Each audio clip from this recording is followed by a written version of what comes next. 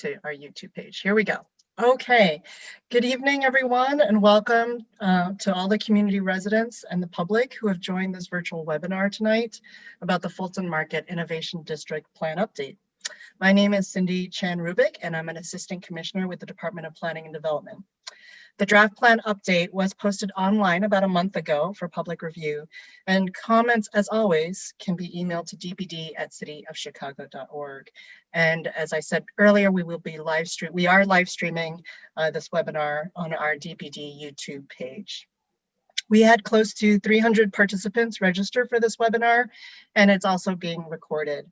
Of the 300 registrants, about 100 live in the Fulton Market area, about 140 people work in the Fulton Market area, and about 120 of the registrants own property there. In terms of the agenda tonight, I'll introduce the city staff on the panel today, as well as Alderman Burnett. We'll welcome everyone with a few words. I'll explain some of the context of the area and the data that we've gathered, as well as the previous plans and initiatives including the Kinsey infrastructure study that was published in last year, and then a summary of what is contained in the plan update document in terms of the goals and strategies.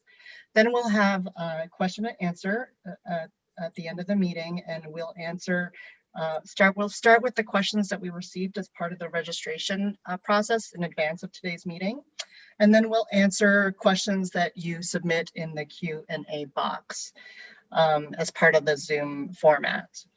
We'll do our best to answer all of the questions during this webinar tonight. So with me today, I do want to introduce some of the city staff from the planning and transportation. We have Joshua Sun and Fernando Espinoza. Both of them worked with me on the content and layout of the plan update document.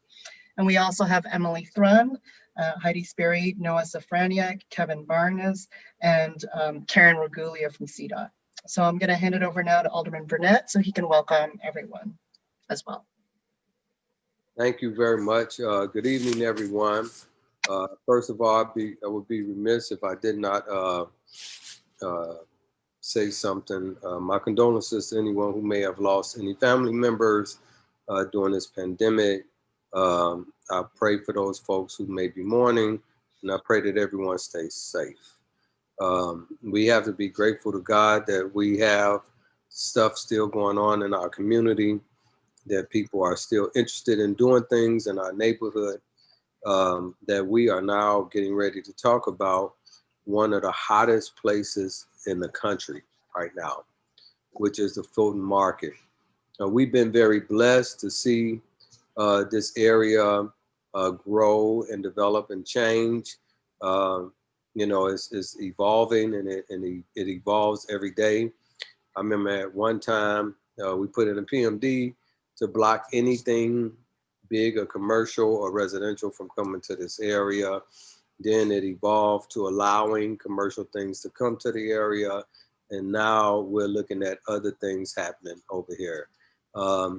This area has helped to enhance properties north of here, properties west of here, and properties east and south of here. So it's only fitting that we continue to look at it and look at the other possibilities because we consider this area to help not only this community, but we consider it to be helping the rest of the city of Chicago. So, I appreciate everyone's patience.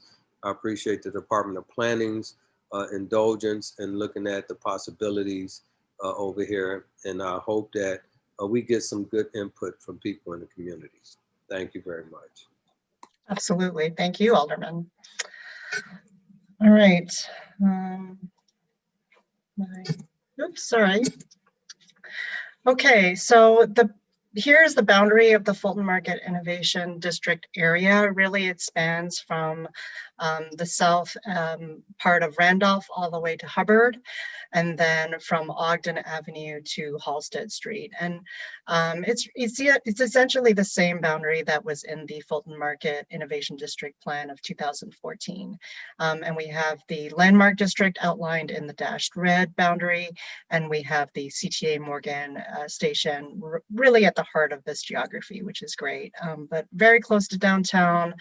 There's regional parks kind of around it with Union Park there. So really there's a lot of assets here. We did gather quite a bit of data in the plan update, and these are just some points to highlight. So I'm just going to move this a little bit so it's out of the way. But population-wise, you know, the near West Side community area has been growing, and it's grown by more than 14%. Comparatively, the city only gained just under 1%. So it is this community area is definitely outpacing the rest of the city. It's also a really diverse community. 41% are white, non-Hispanic, 28% Black, non-Hispanic, 9.4 Hispanic, and then 18.6 Asian non-Hispanic. And quite a high median household income at just over 83,000, and most residents are young professionals. Compare that with the citywide median household income is, you know, closer to 55,000. So it's a significant increase. We also see a lot of households. Almost 50% of the households are one person. About a third are families, and almost 3/4 of the housing have 5 or more units. And that makes sense since we're so close, really part of downtown. In terms of transit, you know, we did look at the CTA's annual ridership report, and of course, things are drastically different this year and last year, but this is just data from before COVID. So from 2013 to 2017, about almost 60% of residents in this community area either took transit, bicycle, or walked to work. So that's fantastic percentage of folks who did not use their vehicles to get to work. And then CTA Morgan Station itself has seen increasing in ridership every year since it opened. And between 2018 to 2019, the increase was 5.6%. Again, you know, it's going to be really different for 2020. But hopefully 2021 will start to improve. Neighborhood public schools, we did look at the CPS annual facilities data. The Skinner West Elementary School, you know, is a fantastic elementary school, and they have an efficient level of enrollment. Wells Community Academy High School, they're unfortunately quite underutilized. So that is something that is definitely a concern for this community. As the alderman mentioned, this area is a really hot market, has been since the 1910s. This area of Fulton Market and the West Loop submarkets have accounted for 70% of all central area office development. That's pretty amazing. And we have been tracking the planned development projects within FMID since 2014. And we've approved or has been completed or under construction 8.1 million square feet of office, over 1,700 hotel keys, and just over 3,800 residential units. And all of those residential units are south of Lake Street because the FMID plan from 2014. And of course, you know, we're all living this difficult situation. And it has impacted, obviously, our health and our mental health, but it's also impacted the economy nationally, globally, and locally. So in terms of nationally, you know, although the GDP did grow in the third quarter, it grew only because it was so low in the second quarter. And we still, of course, have a significant amount of labor loss, job loss because of the pandemic. So that is something we are really concerned with, of course. And then locally, we have a occupancy rate that's down 80 to 87% in the third quarter. Occupancy at downtown office buildings was also at 18% by the end of the year. Occupancy at hotels is very low, just above 23%. As of this month. And then CTA ridership and O'Hare traffic was down, significantly, 80 to 90% from their peaks. And then, of course, we've all heard a lot in the news about our budget shortfall, $1.2 billion. We have been doing a lot of planning and work in this geography that's impacted this geography. Of course, our plan update is an update to the 2014 Fulton Market Innovation District Plan. That plan was really to guide land use recommendations, and that was the plan that included the recommendation not to allow new residential uses north of Lake Street. And that was because really there were still a lot of industrial users in this geography, and we felt it was important not to have conflicts between the residential users and the industrial users that were still operating in this area at that time. Another big component of that plan was to protect the historic resources, and it provided some design guideline strategies. And based on that plan, we did do the landmark district designation of the Fulton Randolph Market Landmark District, and that was completed in 2015. And we did develop and adopt design guidelines specific for that landmark district as well in 2017. And then we also developed design guidelines for the whole of West Loop in 2017. And that was really to identify how we could enhance the public realm, provide tower setbacks, create a transition in scale, especially knowing that there's this landmark district and our historic assets. And we also wanted to make sure that we had, high quality materials and facade treatments. And then in 2019, we addressed the industrial uses in the PMD west of Ogden, and really essentially to provide a buffer area between this expanding downtown area east of Ogden and the more intense manufacturing uses in the PMD. So the buffer area is really between Ogden and Ashland. And we've had multiple zoning changes to address all of these initiatives. 2016, 2017, and 2019, we did the zoning changes for the downtown expansion. We removed the PMD east of Ogden, and then we retained the PMD with the buffer zone west of Ogden. We also published the Kinsey infrastructure study last year. The goals of the study was really important. It was to identify the infrastructure conditions, the existing infrastructure conditions, identify the opportunity sites that may be developed in the future. This area is different from other parts in the city in that it's really changing very, very rapidly. And it's funny, we found out that we're finding as soon as we do a map, it's old, right? It's stale because things are changing so quickly. And then, of course, coming out of that study is the improvements that we should be prioritizing for the area. And so this is just a quick highlight, some of the infrastructure conditions that were surveyed by the AECOM team. 23 blocks of missing sidewalks, 43 crosswalks that need upgrading, 33 ADA corners need upgrading, 182 light poles need to be repaired or replaced, and then the 6 Metra crossings in this area need improvements. We also noted that the areas most prone to 5-year flooding events are the western parts of Carroll and Lake Streets.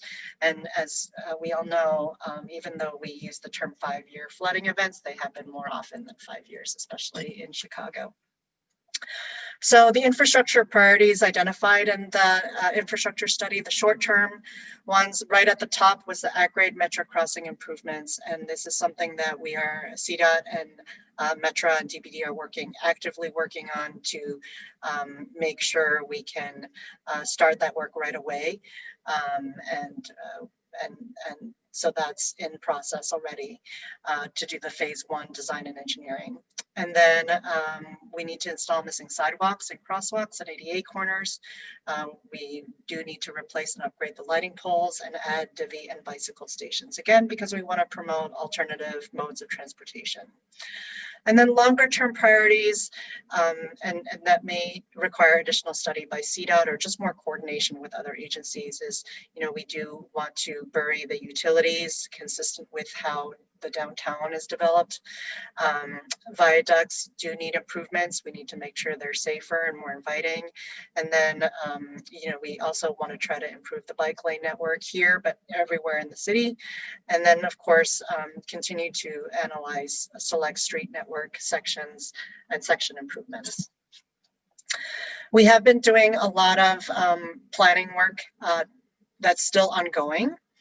DPD, we provided a West Loop resources webpage that includes the Kinsey infrastructure study. And the point of that webpage really was to be a one-stop resource, because there were so many different documents, so many different places to look on our webpage for documents and initiatives related to the West Loop, and we felt it was better and good for the public, but also for developers who are looking to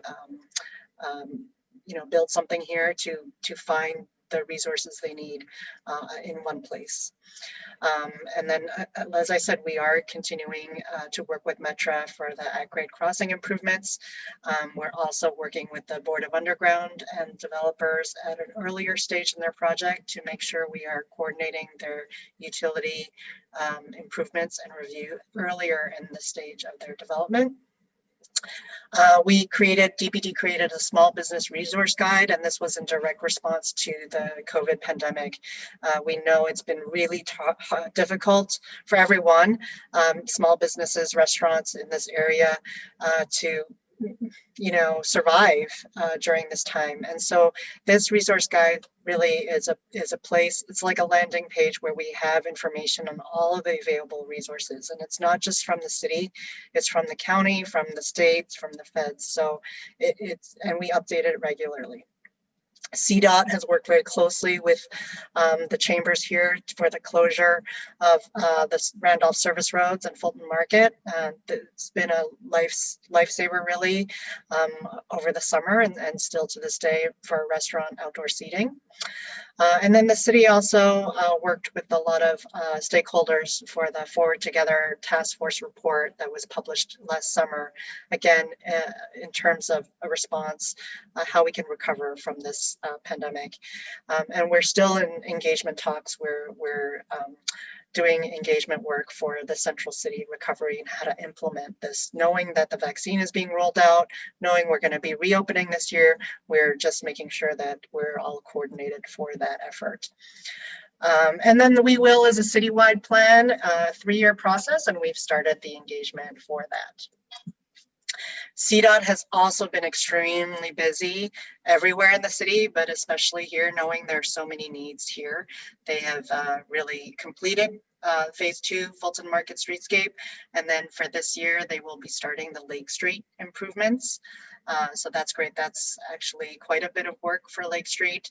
They're going to be revising the street section, resurfacing the street, improving the bike lanes, providing lighting, and providing more trees where they can. So that's really going to be a dramatic change to the current condition.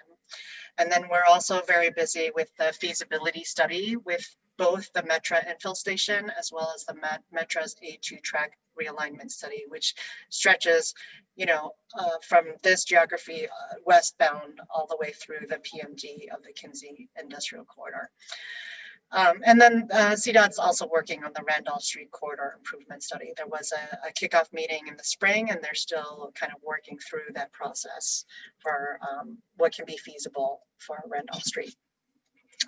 So for this plan update, we did create a vision statement. We thought it was important so that we have this documented in the plan. The Fulton Market community is where traditional and innovative businesses and buildings coexist in a dynamic downtown environment. The community is already a vital economic engine for the city, with a variety of companies, service providers, and quality of life amenities.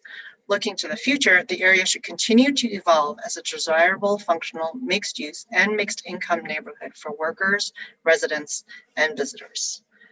So that's our vision statement. And we also have 3 goals in the plan.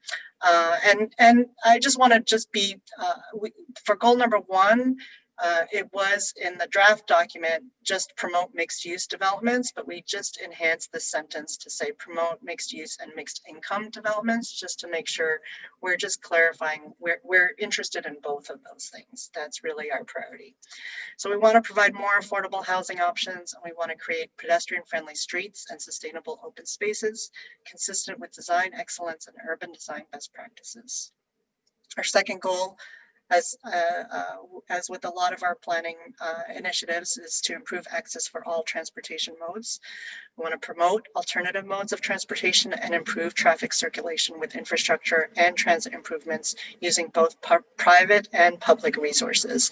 We know that traffic and parking is a big concern for a lot of the residents here and workers. So that's something that we are always considering when we are reviewing both private and public projects.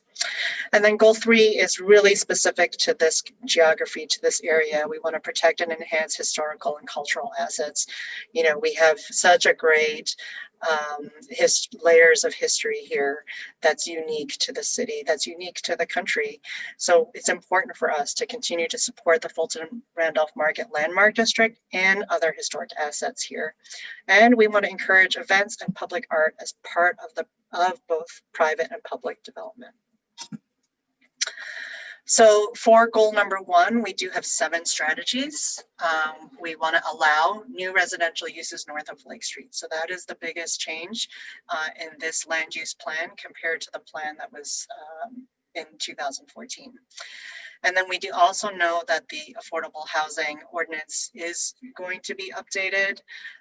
Department of Housing is working on that. They hope to be able, they're convening and engaging with stakeholders still, but they're hopeful that within the next couple of months, they'll be able to start that legislative process for that.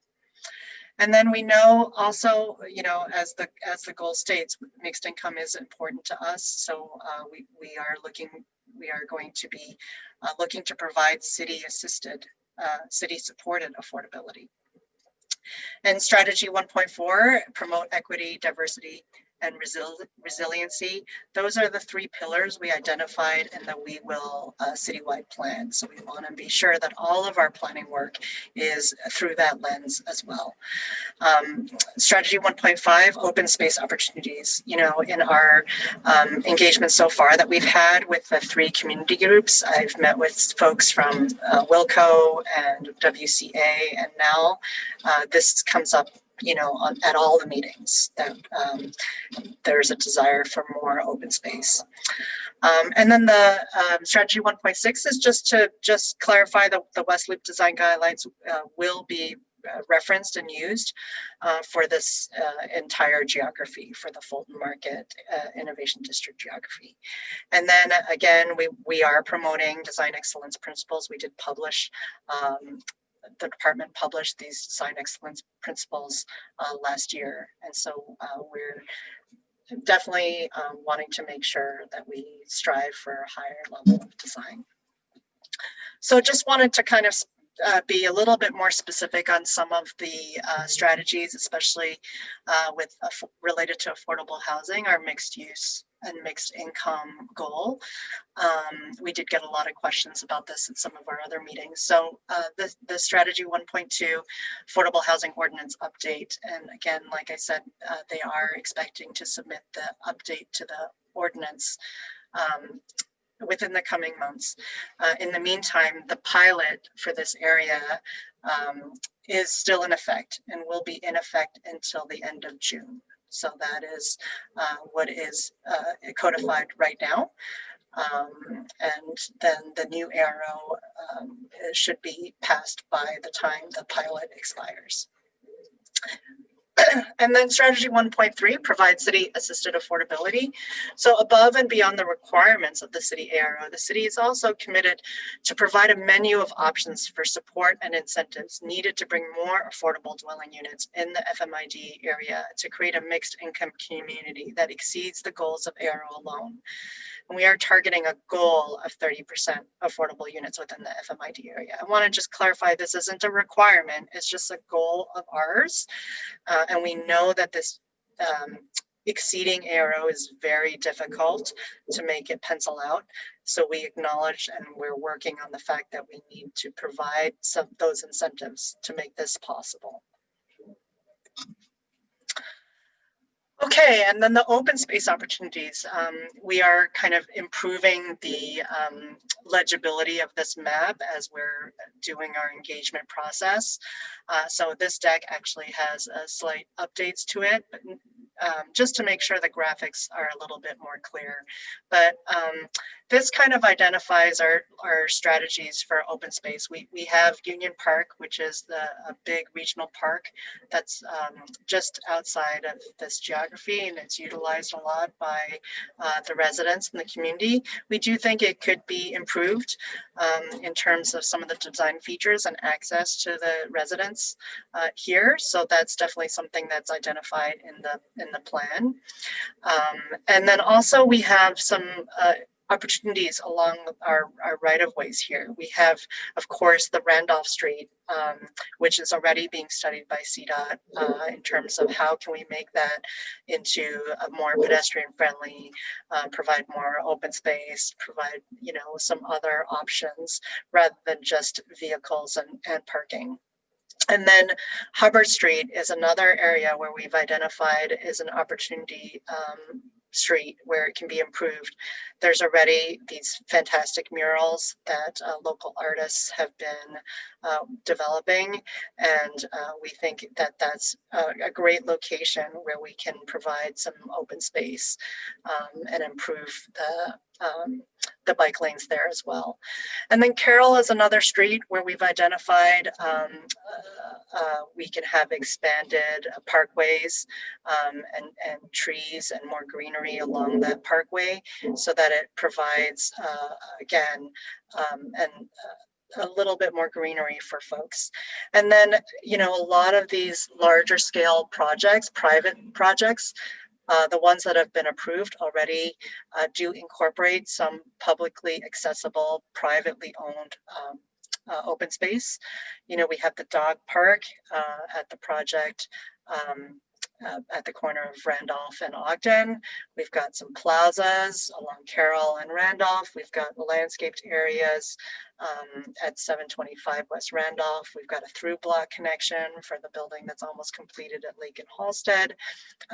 And so we're going to continue to work with these private developers on creating these open space opportunities for the community. So, because we think it's really important. Here's some visions that were created. Image Fiction helped us out to create these potential illustrative visions.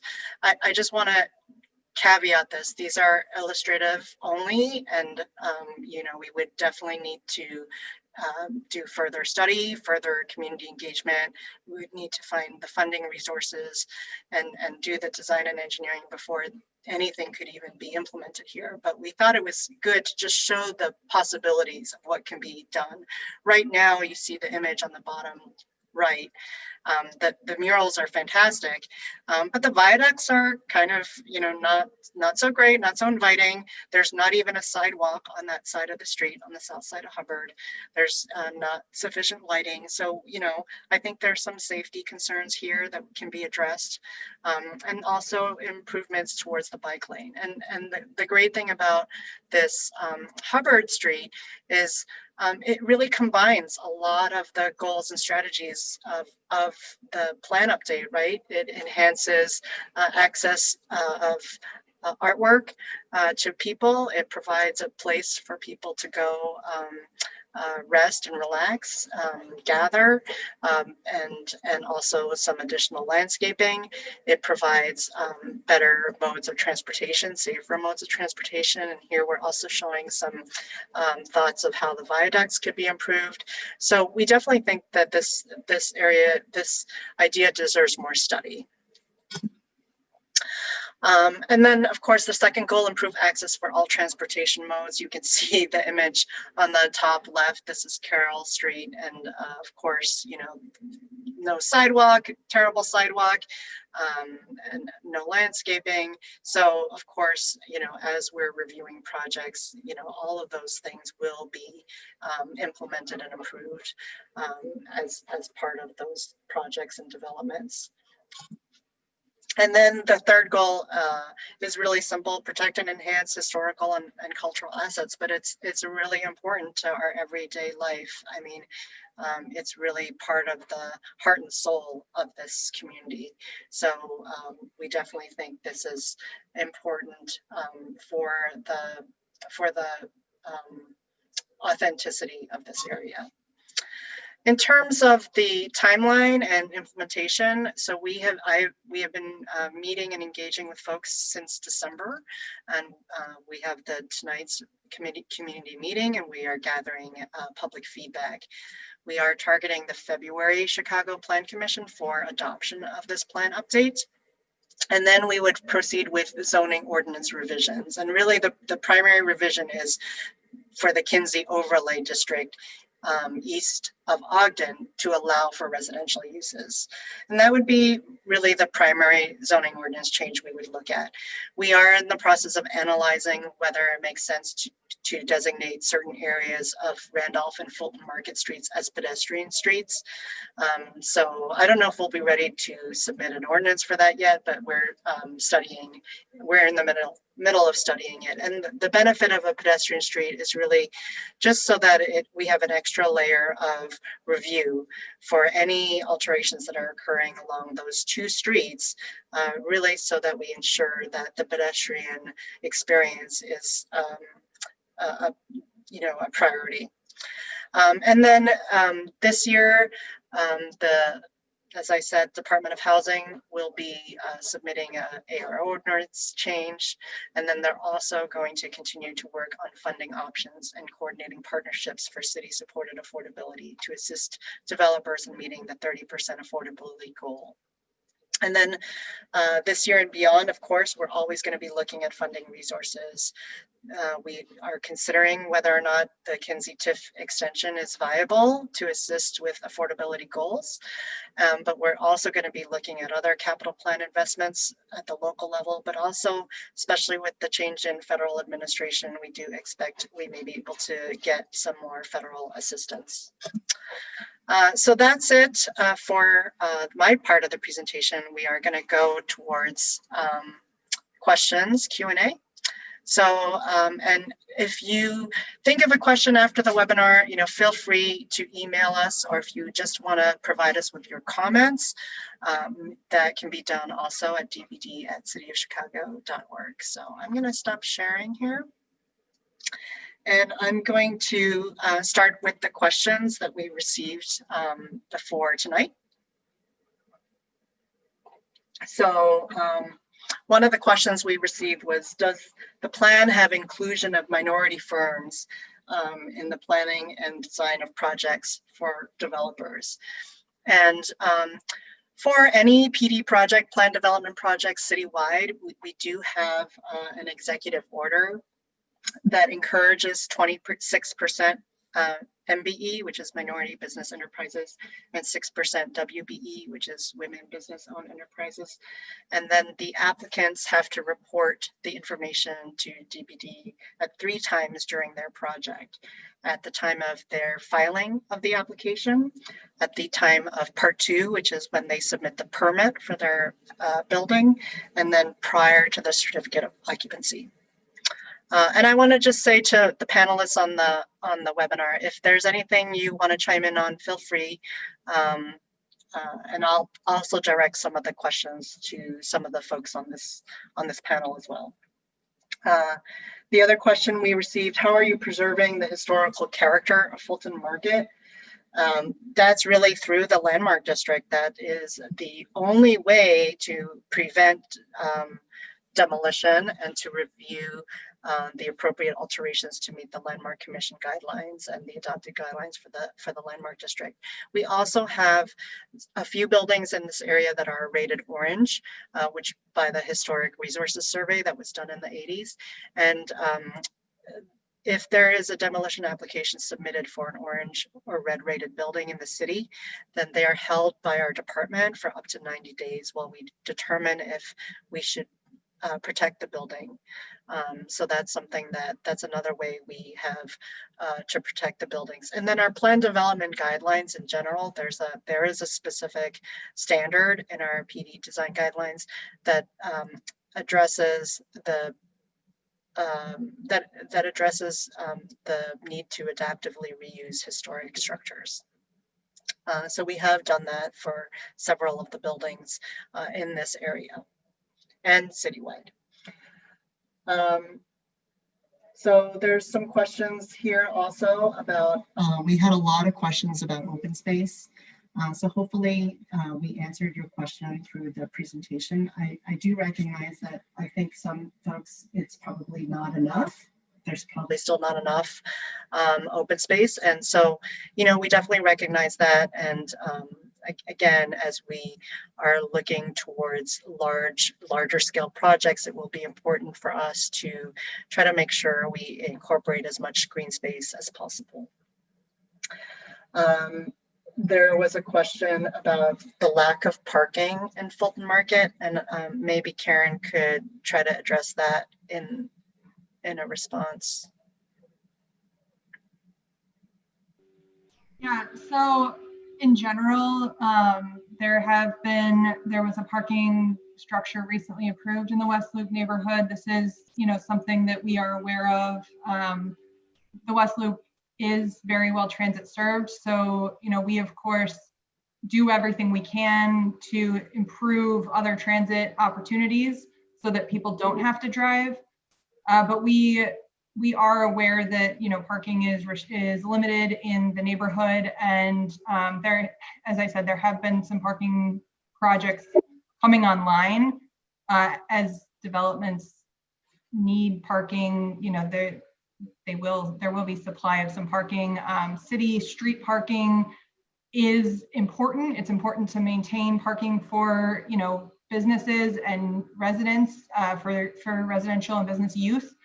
That said, we also need to balance a lot of demands on limited right-of-way, always, here and in other parts of the city. So there was a question, which I was just getting to respond to in the chat, about the viaducts.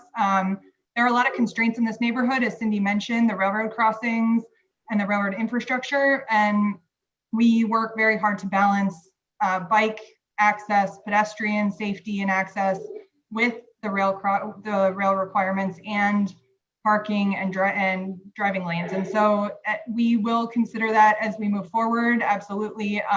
It's something we are aware of and take very seriously, but we have to consider all users and all demands on the right of way.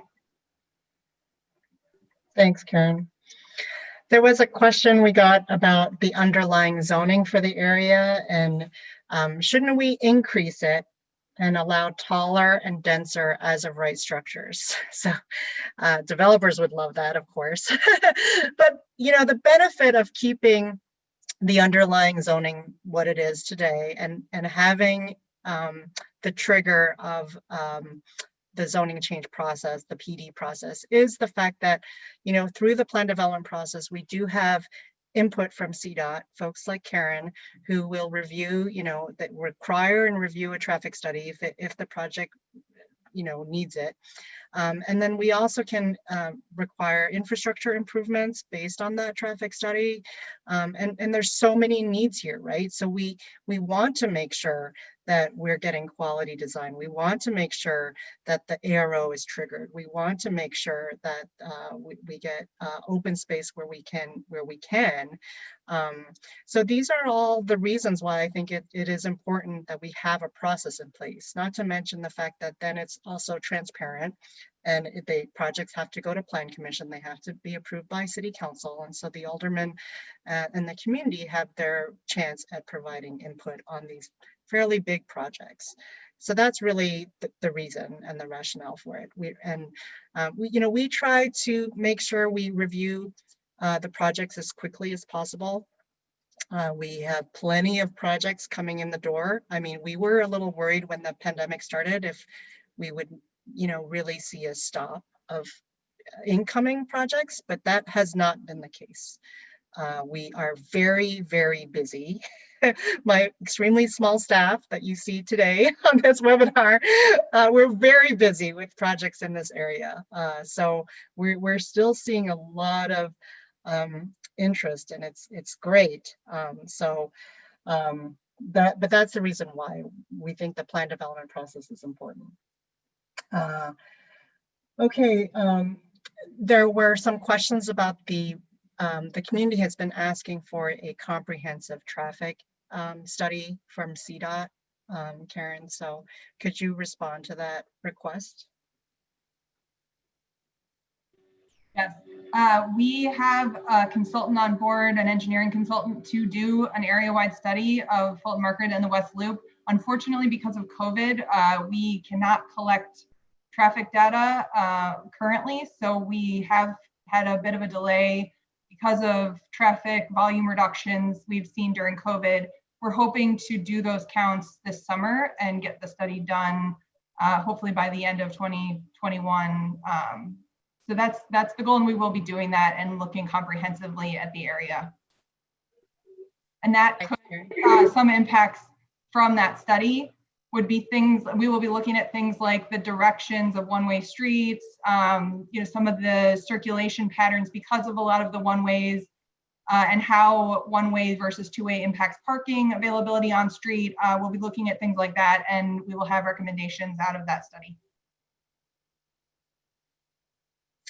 Yeah, I mean, it's really unfortunate that there was a delay, but you really can't do a traffic study right now because it's not normal circumstances. So absolutely, that makes total sense. Yeah, Cindy, we have counts from prior projects at specific intersections, but again, it's not enough of a picture of what's going on currently to do a full comprehensive study. Yeah. Great, thanks, Karen. There were some comments and questions about adherence to height limits.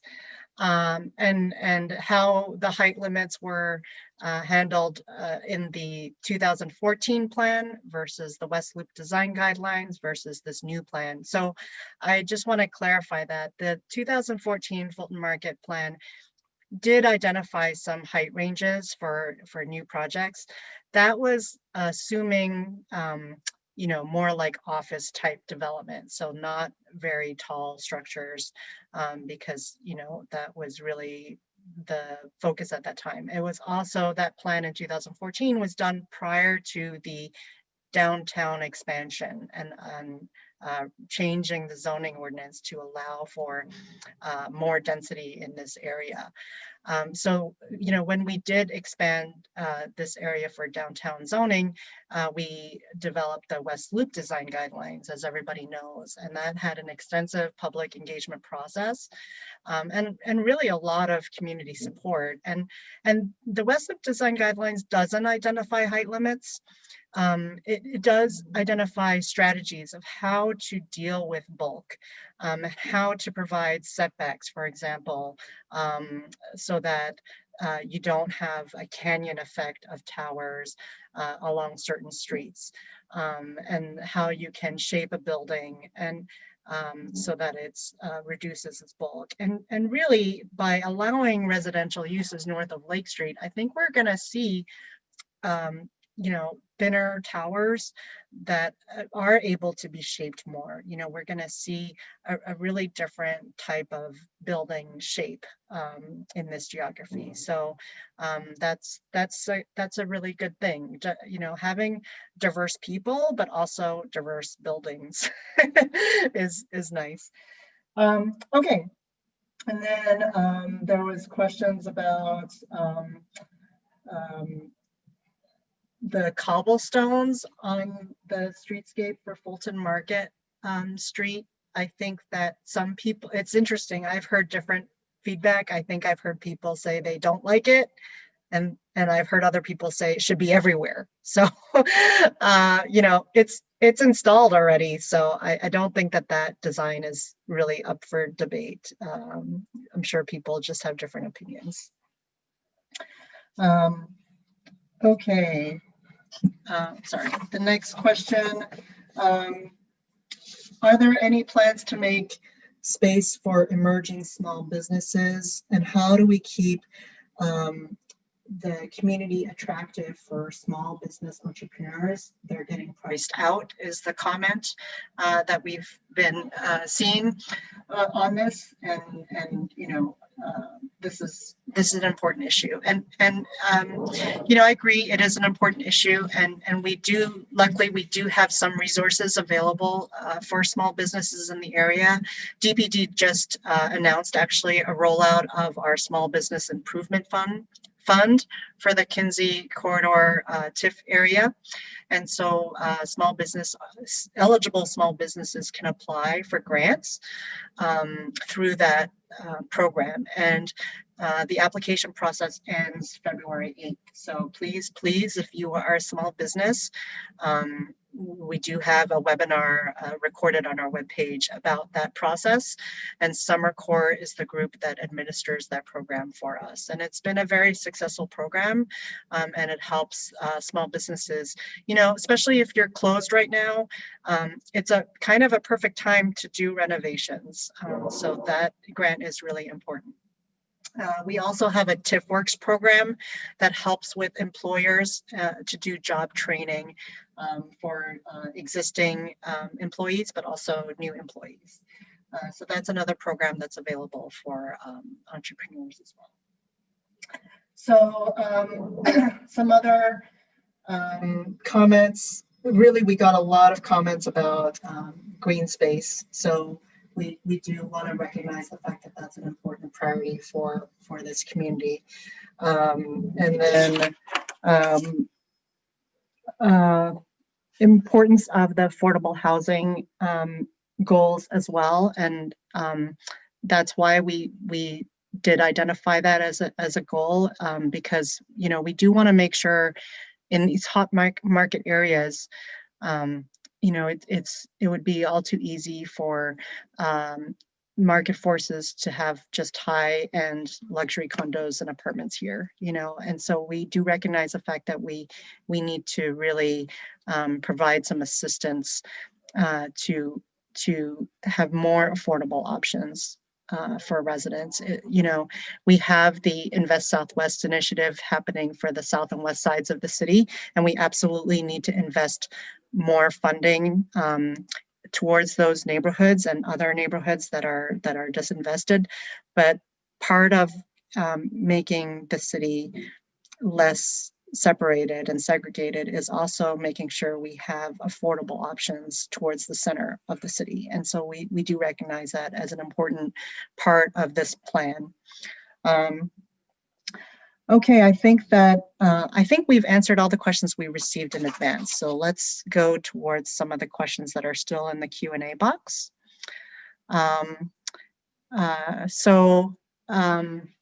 The question was, has there been any consideration for adjusting the buffer zone west of Ogden between Ashland and Ogden?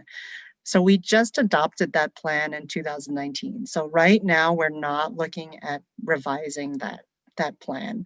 But you know, that doesn't mean it's never going to be revised. That just means we're not tackling it right now. But you know, we're going to keep an eye on things and how things change, and you know, we're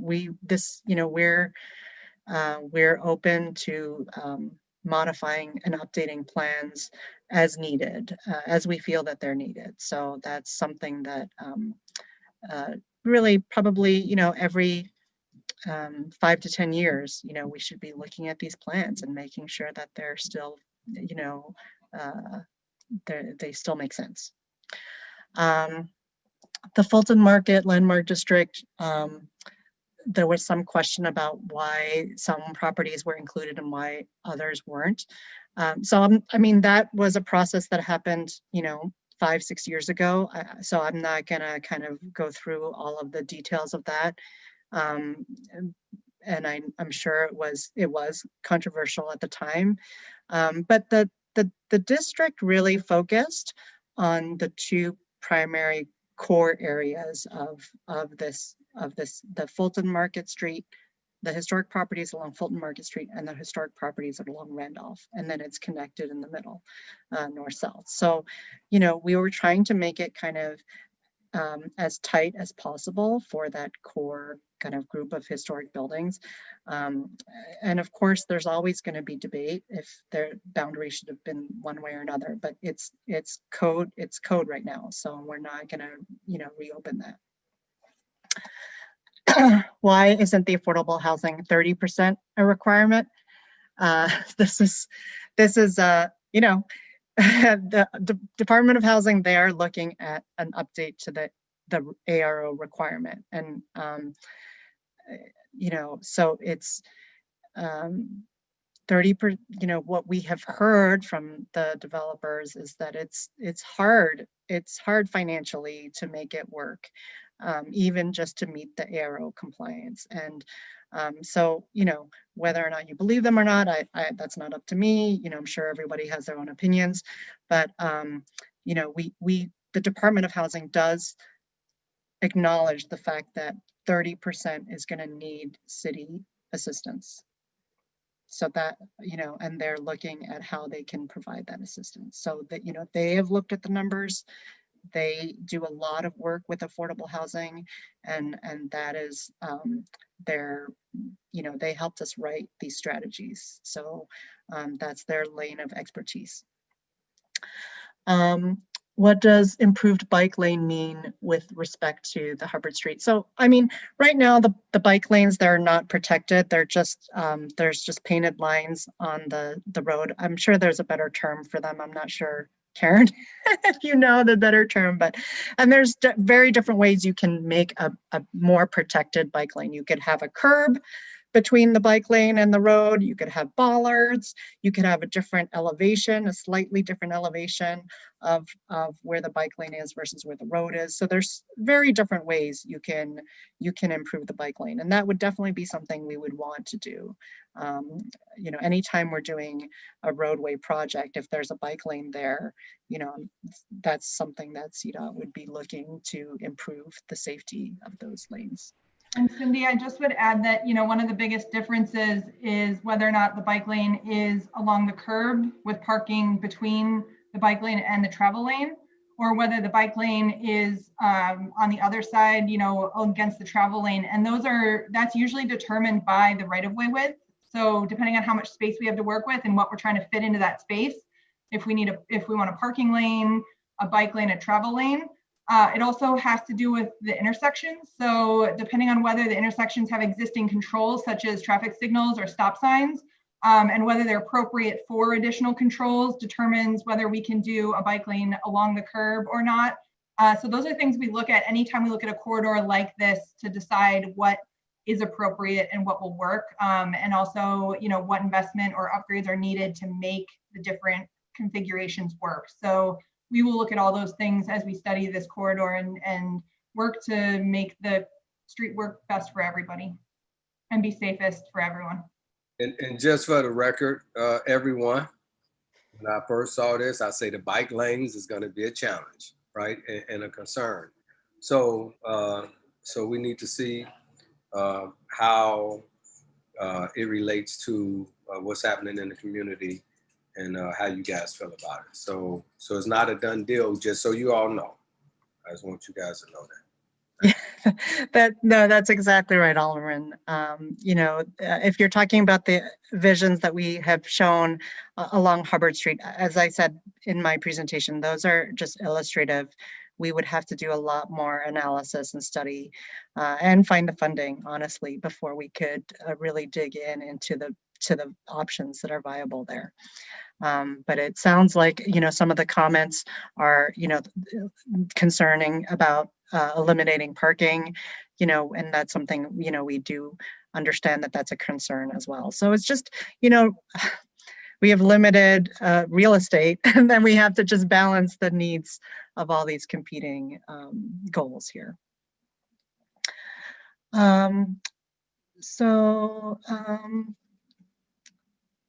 Oh, this was a nice comment about the the cultural offerings and the murals along Hubbard Street area. So, and the community has kind of called this the Beeline area, which is great.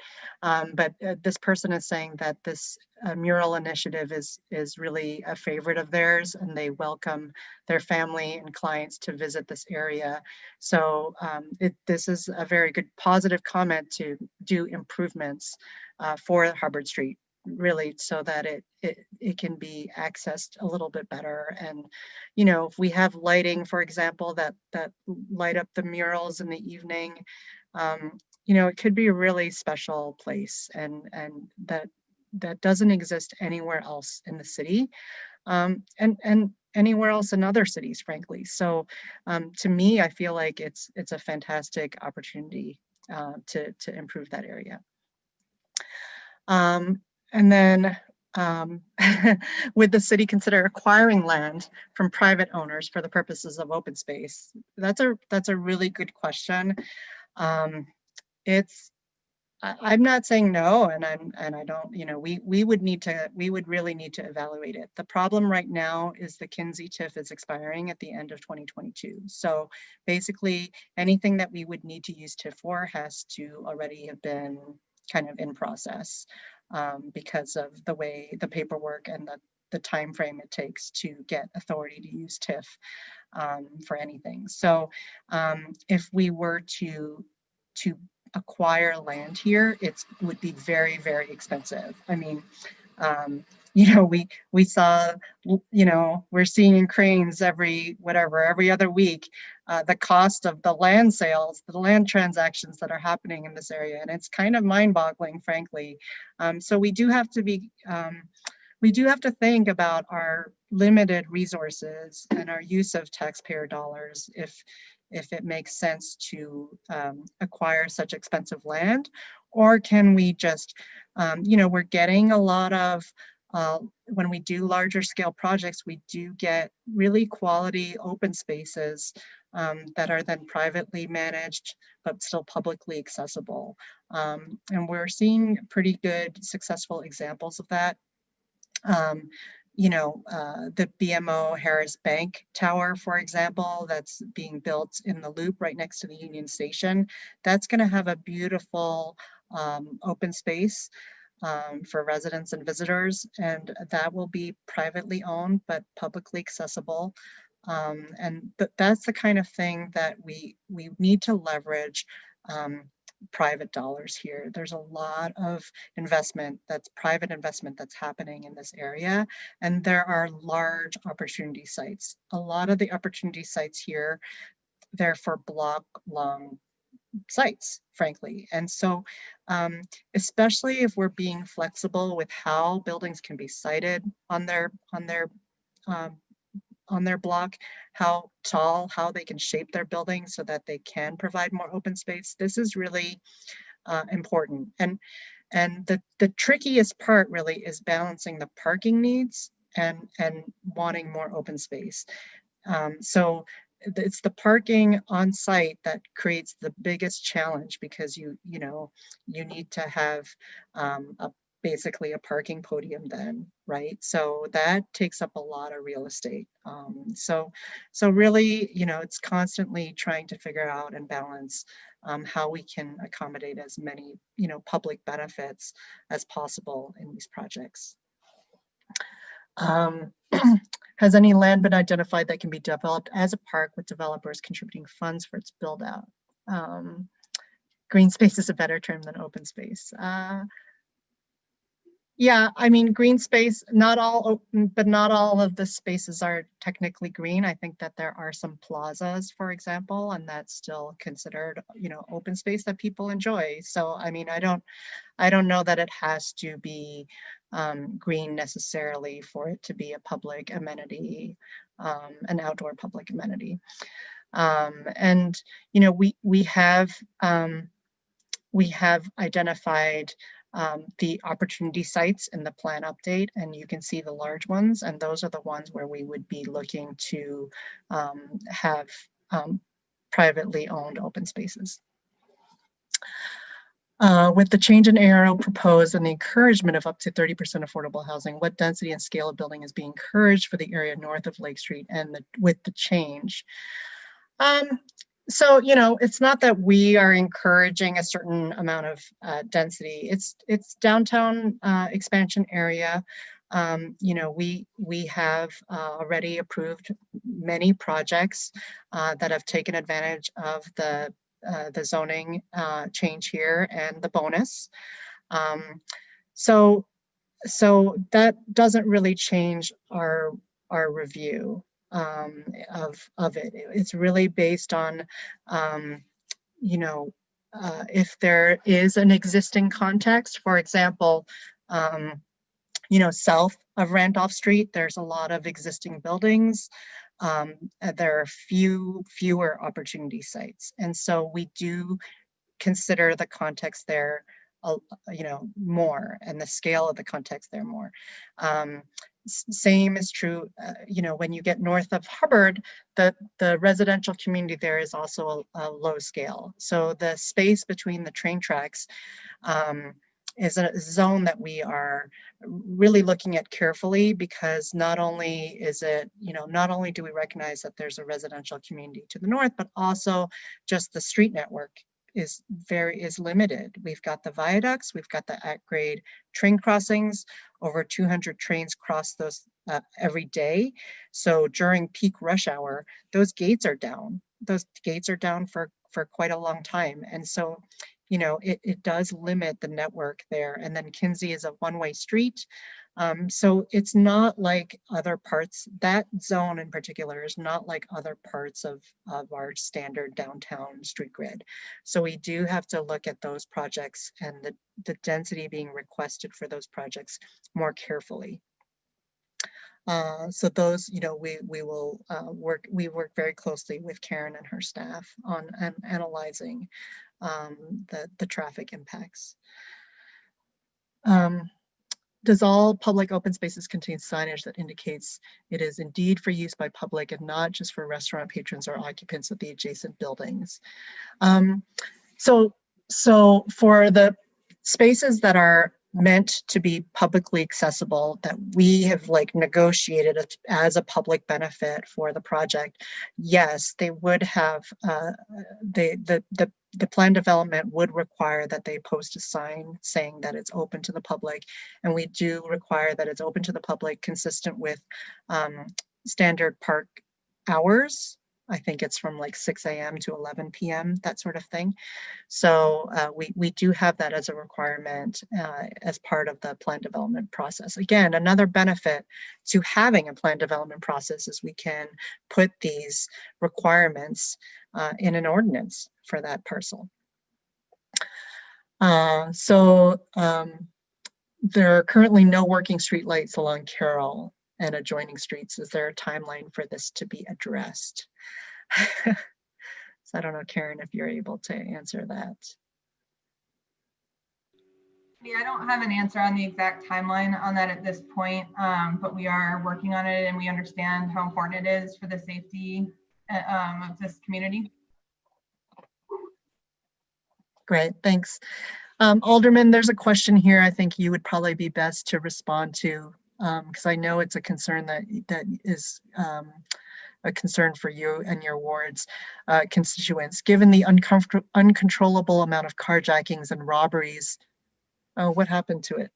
Someone moved it somewhere, but there was a question about the carjackings and if there's any kind of Cindy, it's given the uncontrollable amount of carjackings and robberies in the area, can there be a satellite police station for the 12th district planned for?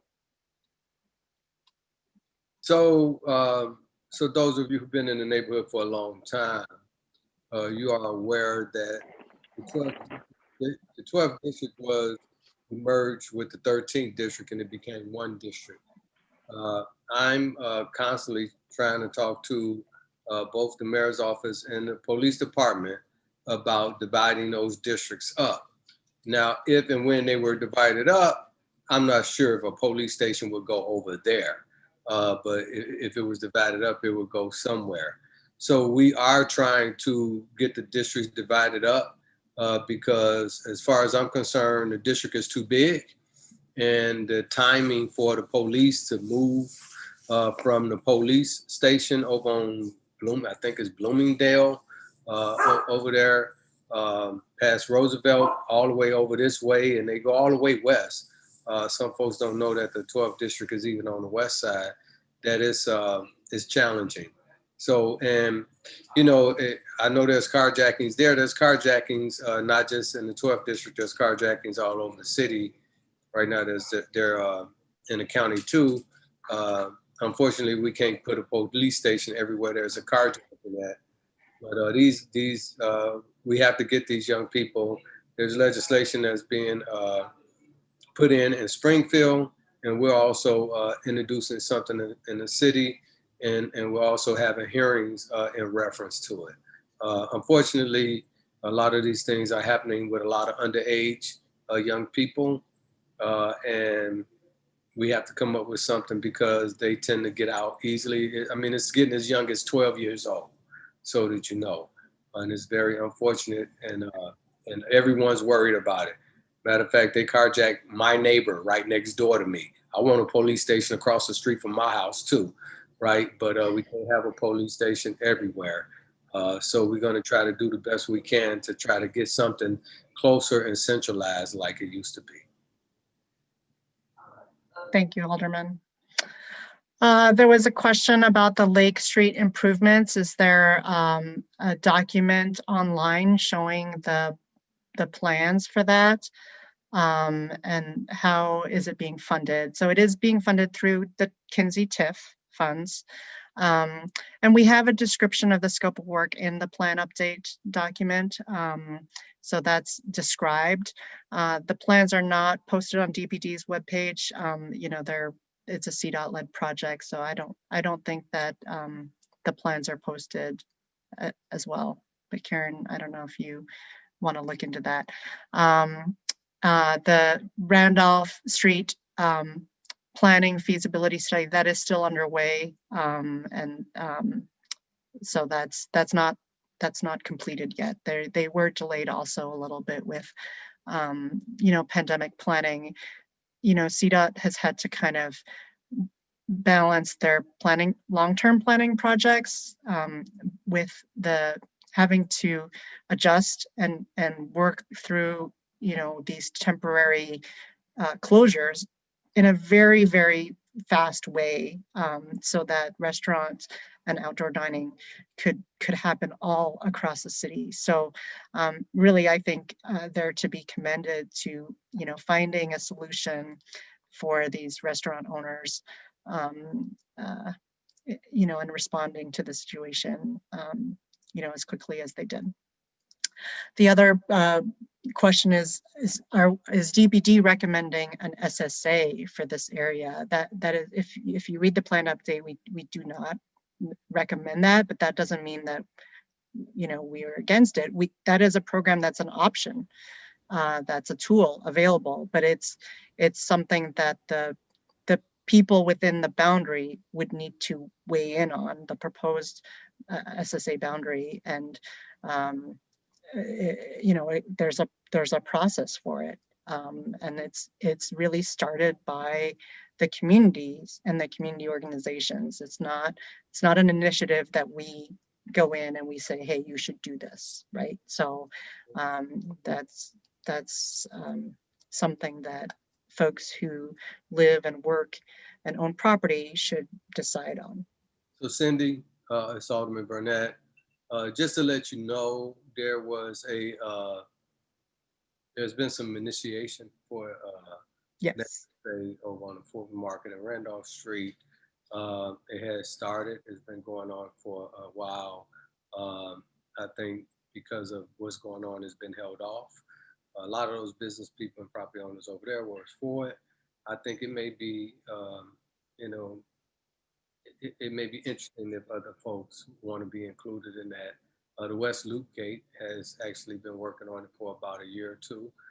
They hired a consultant to work on it, and they've been working in coordination with the Department of Planning. Yeah, that's correct. We support the organizations who are interested in the process, and we help them through that process. But we would not say you need to do this, you know, here or there. So that's something that is kind of more of a community-based initiative that we just then support.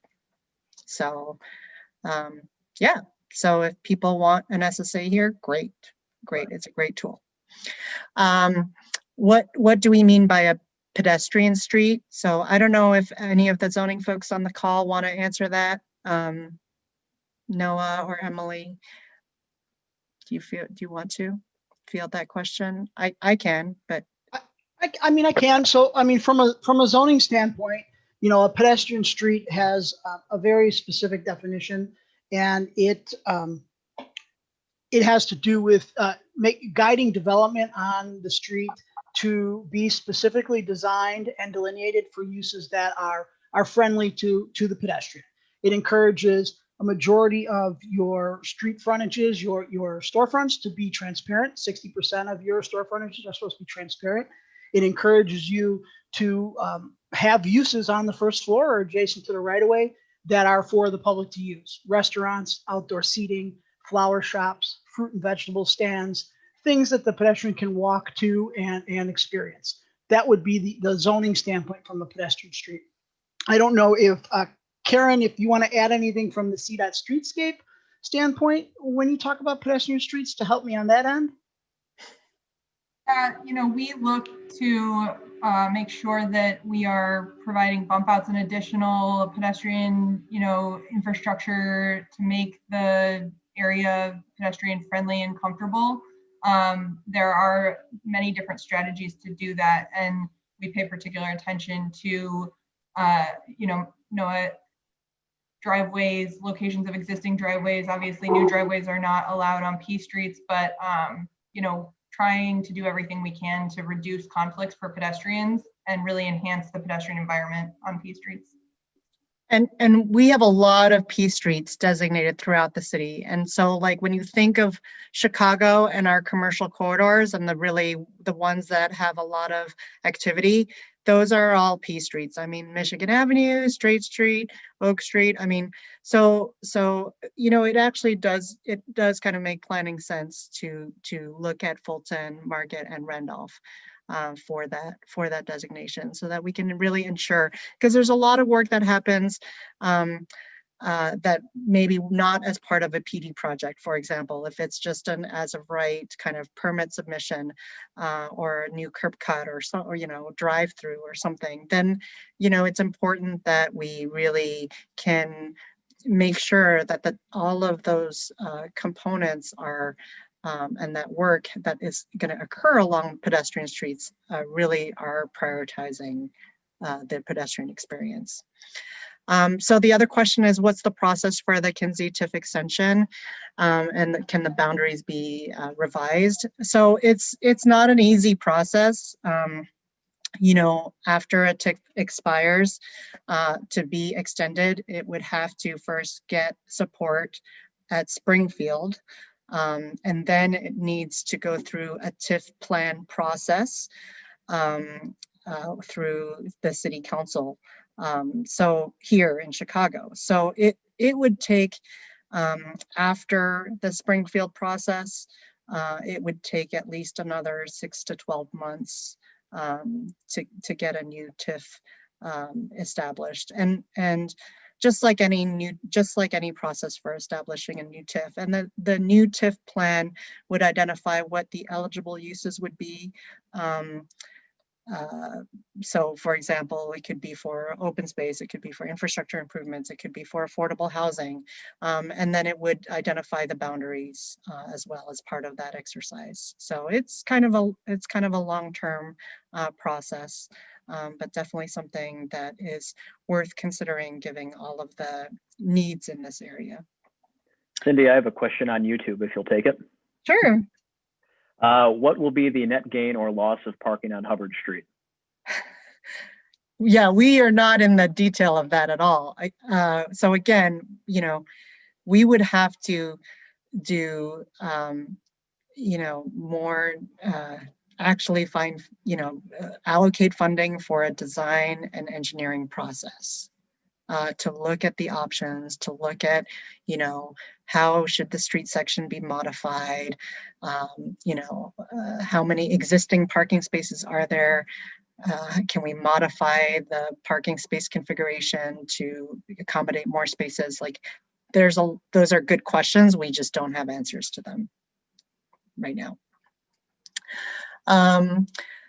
Plans for new bus routes in the area. So I will have to follow up with CTA on that. I'm not sure if there's any plans. I don't think that they have any new plans for the area though.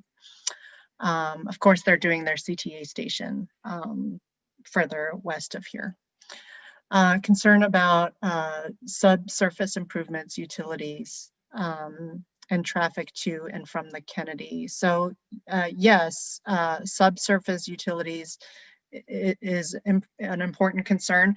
The AECOM infrastructure study did look at some of the utilities in this area and really found that generally speaking, like the sewer systems and the we're okay. It was just as each project is developed, they are going to need improvements to access the main sewer lines under the road. And so, and it depends on that design, and those requirements depend on the use and the intensity of the use of the project. So you can't really predetermine what those things can be until a project is actually defined. But one of the things we've started to do is making sure that the Board of Underground and all of the utilities, and that includes all of the utilities review, that they review projects at 30% design development, so that developers can incorporate those requirements earlier in their process and they're not surprised, you know, when they submit a permit, which is really far down the road for them in terms of their process. You know, you don't want to find out that you have to adjust your project to accommodate a utilities requirement, you know, at the 11th hour. So we recognize that that process needed to start happening earlier.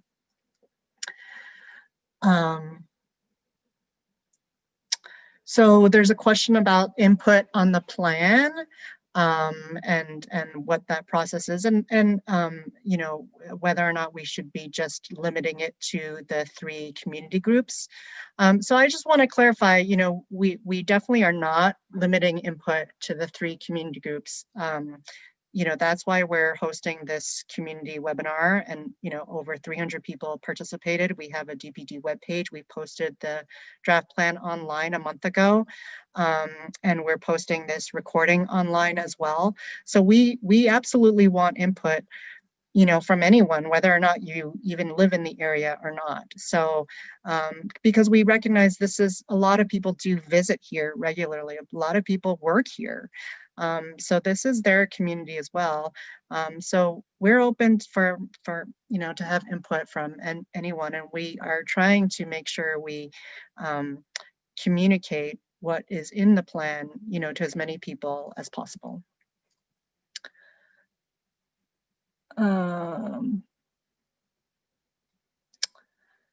Let's see.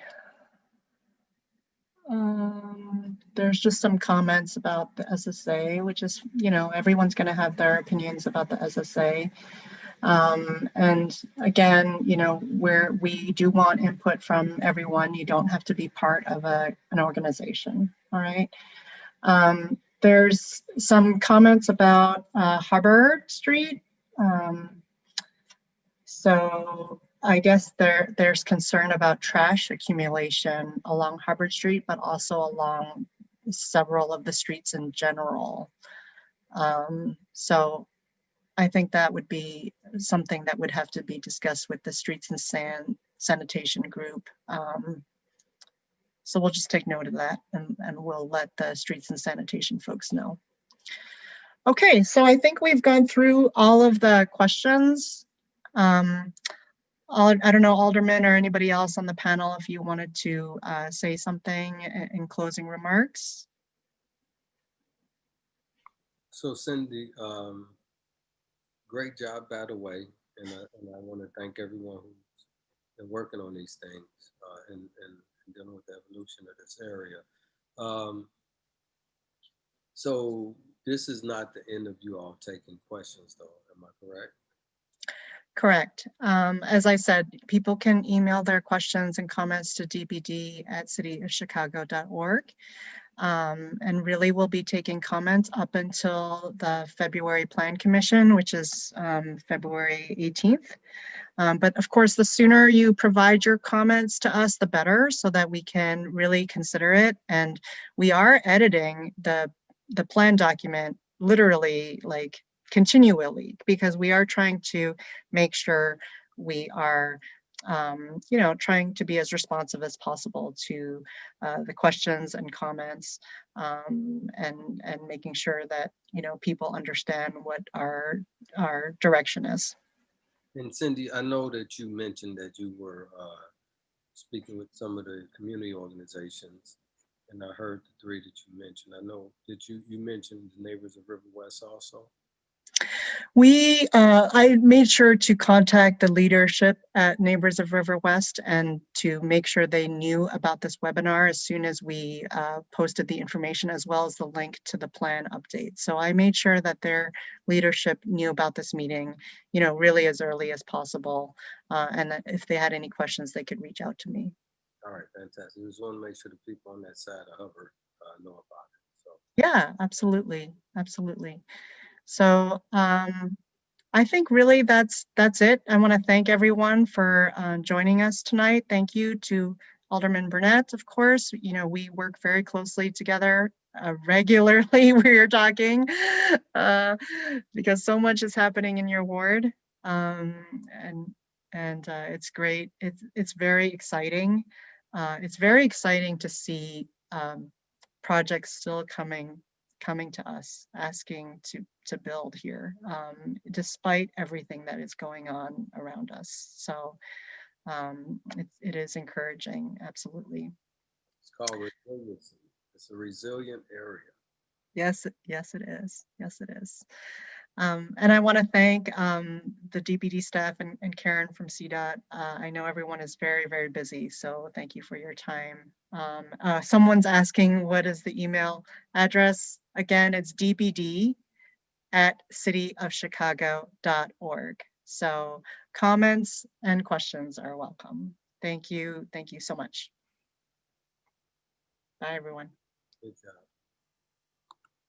Thank you, everybody. Good night.